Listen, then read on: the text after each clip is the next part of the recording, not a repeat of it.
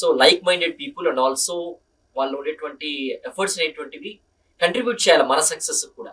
So peer group selection లో మనం తీసుకోవాల్సిన జాగ్రత్తలు ఏంటి? ఎందుకంటే చాలా మంది ఏదో సొంతంగా ఒక్కరే ప్రిపేర్ అయిపోదాం, మనం ఏదన్నా ఎదుటి వాళ్ళకి ఏదైనా విషయం చెప్పేస్తే వాళ్ళు ఎన్రిచ్ అయిపోతారేమో, వాళ్ళు ఎన్హాన్స్ అయిపోతారేమో అనేటువంటి ఒక ఫీలింగ్ ఉంటుంది కదండి. దాన్ని మనం ఎలా ఓవర్కమ్ అవుతూ షేర్ చేసుకుంటూ వాళ్ళ దగ్గర నుంచి మనం ఇన్ఫర్మేషన్ తెలుసుకుంటూ ఒకరికొకరు సహాయపడుతూ తోడ్పడుతూ ముందుకెళ్ళాలంటే they should be a large mind. So ఆ మైండ్ ని మనం ఎలా డెవలప్ చేసుకోవాలి, అప్రోచ్ ఎలా ఉండాలంటారు in selection of the people? Even civil services సెలక్షన్కి ముందే మన ట్రైనింగ్ స్టార్ట్ అయిపోతుంది. సివిల్ సర్వీస్ జాయిన్ అయిన తర్వాత మనం మల్టిపుల్ లైక్ మైండెడ్స్తో డీల్ చేయాల్సి వస్తుంది సొసైటీలో.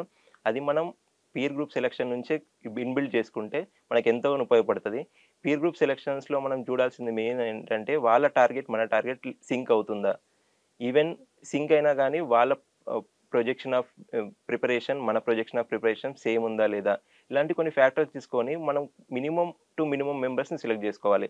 వాళ్ళతో పాటు మన పర్స్పెక్టివ్ షేర్ చేస్తూ వాళ్ళ పర్స్పెక్టివ్ మనం వింటూ ఈవెన్ రైటింగ్లో ఆన్సర్ రైటింగ్ ప్రాక్టీస్లో కానీ ప్రిలిమ్స్ ప్రిపరేషన్స్ మెథడ్స్లో కానీ వాళ్ళతో మనం అనలిటికల్ ప్రాసెస్ వాళ్ళ రీజనబిలిటీ మనం చెక్ చేస్తూ వాళ్ళ ఇంటర్ డిపెండెన్సీ ఒకరితో ఒకటి షేర్ చేసుకుంటే అది చాలా వరకు తోడ్పడుతుంది.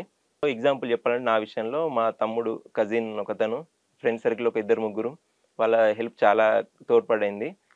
నా ఈ మెయిన్స్ ఆన్సర్ రైటింగ్స్ వాళ్ళకి చూపించేవాడిని, వాళ్ళు ఎవాల్యుయేట్ చేసి నాకు ఇచ్చేవాళ్ళు. దీనివల్ల నేను ఈవెన్ ఇన్స్టిట్యూట్స్ కూడా దూరంగా ఉండి ఆన్సర్ రైటింగ్ కూడా ఎక్కడికి వెళ్ళాల్సిన అవసరం నాకు రాలేదు.